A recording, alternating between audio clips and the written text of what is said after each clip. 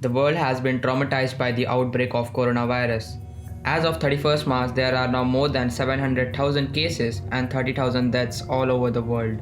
The world has gone through hundreds of epidemics that have killed millions of people, and some being the plague epidemic in Europe, which resulted in the deaths of one-fourth of the population of the continent. In this video, we will look upon one of the strangest epidemics witnessed in the human history. A strange lunacy seized the city of Strasbourg in France.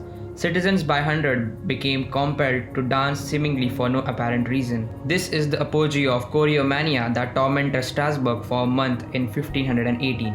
Also known as the Dancing Plague, it was the most fatal and the best documented of more than such 10 contagions which had broken out along the Rhine and the Moselle River since 1374. It's one of the oldest epidemics to be recorded in the world history, and it happened 500 years ago in the summer in the French city of Strasbourg. It spanned for a total of 3 months. According to an account written in the 1530s by the physician Paracelsus, the dancing plague of Strasbourg began in mid-July 1518. According to his Opus Paramirum, and various chronicles agree, it all started with one woman, named Frau Trophia, had started dancing on July 14th on the narrow cobble street outside her half-timbered home.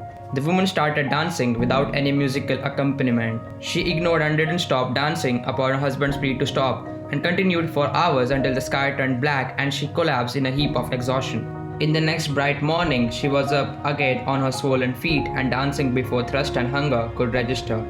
On the third day, hawkers, porters, beggars, pilgrims, priests, nuns were drinking in the ungodly spectacle.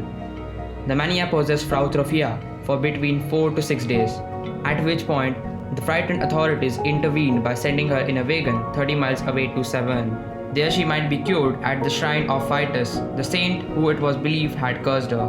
But some of those who had witnessed the strange performance had begun to mimic her, and within days, more than 30 choreomania were in motion, some so monomaniacally that only death would have power to intervene. The more citizens this unusual plague afflicted, the more desperate the Privy Council became to control it. The clergy held it to be the work of vengeful Saint Vitus, but the councillors listened instead to the guile of physicians, declaring the dance to be a natural disease which comes from overheated blood. According to the humoral theory, the afflicted must therefore be bled. But the physician instead recommended the treatment given to the past victims of this bizarre disease. They must dance themselves to free of it. A 16th century chronicle composed by the architect Daniel Specklein records what the council did next. Carpenters and tanners were ordered to transform their guide walls into temporary dance floors and set up platforms in the house market and in the green market. To keep the accursed in motion and so expedite their recovery, dozens of musicians were paid to play drums, fiddles, pipes, and horns, and some healthy dancers brought in more for the encouragement. The authorities hoped to create optimal solutions for the dance to exhaust itself. It backfired horribly. Being more inclined to a supernatural than a medical explanation of the dance, most of the onlookers saw in the wild and uncomfortable movements a demonstration of the magnitude of Saint Vitus' fury. Many of the onlookers were lured into the mania. The Emlyn family chronicle records that within the month, the plague had seized over 400 citizens. The dancing plague lasted for over a month from mid-July to late August. At its height, as many as 15 people were dying each day. The final toll is yet unknown, but if such daily death rate was true, could have been into hundreds.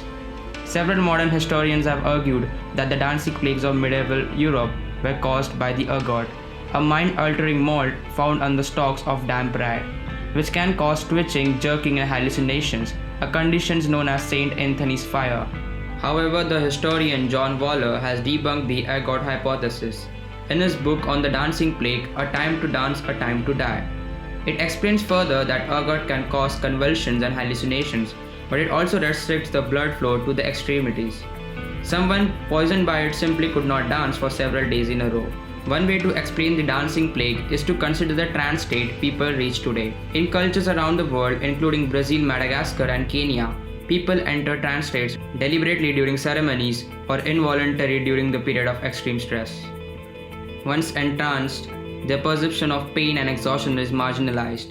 Waller describes the spread of dancing plague as an example of psychic contagion, and he draws a parallel with the laughing epidemic that engulfed in the modern-day Tanzania.